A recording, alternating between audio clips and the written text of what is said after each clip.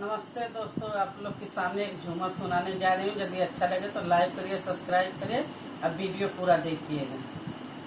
ललकी टिकुलिया लहरदार टिकुली सटले बाणी, ललकी टिकुलिया लहरदार टिकुली सटले बाणी।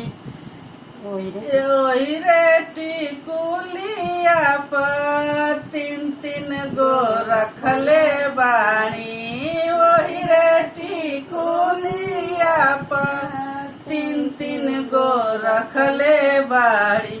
यूपी बिहार झारखंड टिकुली सटले बाड़ी, यूपी बिहार झारखंड टिकुली सटले बाड़ी। ललकी टिकुलिया पर तीन तीन गो रखले बाड़ी, एही रे टिकुलिया पे तीन तीन गो रखले बाड़ी।